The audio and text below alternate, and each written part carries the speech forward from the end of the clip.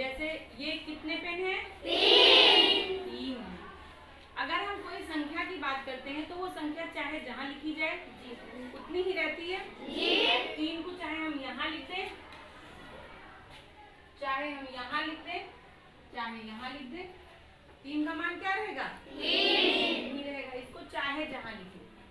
कुछ चीजें ऐसी होती हैं जैसे कि मान लीजिए हमारे पास बॉक्स है, इसमें हमारे पास देखो इसके अंदर पेन भरे हुए हैं। क्या तुम बता सकते हो इसमें कितने पेन हैं? अंदाजा लगा सकते हो? बताओ।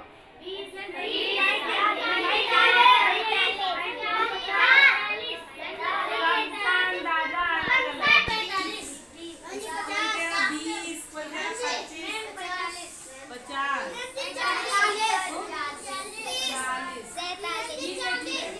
अब इतना समझ में आ गया कि सब लोगों का अंदाजा अलग अलग है।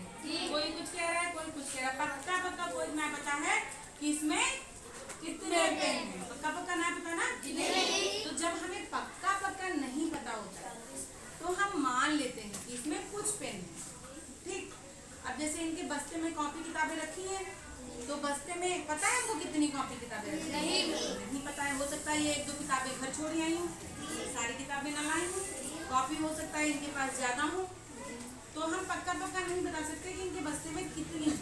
तो हम क्या कहेंगे? इनके बस्ते में कुछ कॉपी किताबें। समझ में आया? तो जब हमें पक्का पक्का नहीं पता होता और हम कहते हैं कुछ सामान है, तो कुछ को हम मान लेते हैं किसी अक्षर के। जैसे माना इसमें X पेन है, इस डब्बे में X पेन है। माना इनके बैग में X किताबें कॉपी है।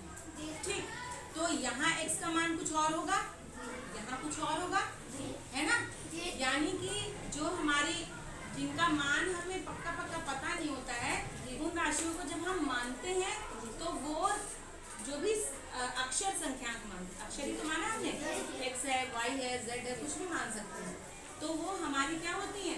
चर राशियां। क्या होती है? चर राशियां। तो जिनका मान बदलता रहता है वो क्या होती है? चर राशियां। जिनका मान नहीं बदलता है वो अचर राशियां। और बदलता कौन सा नहीं है? जो संख्याएं हैं, 1, 2, 3, 4 जो भी संख्याएं। तो इसकी छोटी सी कविता है, वो हम लोग पढ़ के याद कर लें, जिससे कि हम लोग भूलेंगे नहीं। चर का मान बदलता रहता, चर का मान बदलता रहता, ना बदले वो अचर, ना बदले वो अचर। यानी कि जो चर राशियां होती हैं उनका मान बदलता रहता है। जैसे कि X, Y, Z कोई भी हो सकती है, और ना बदले वो अचर, यानी जिनका मान कभी नहीं बदलता है वो कौन सी राशियां होती हैं? अचर राशियां। जो भी तुम्हारी संख्याएं हैं, जो भी तुम्हारे अंक हैं। समझ में आ गया? चर और अचर समझ में आ गया अच्छे से?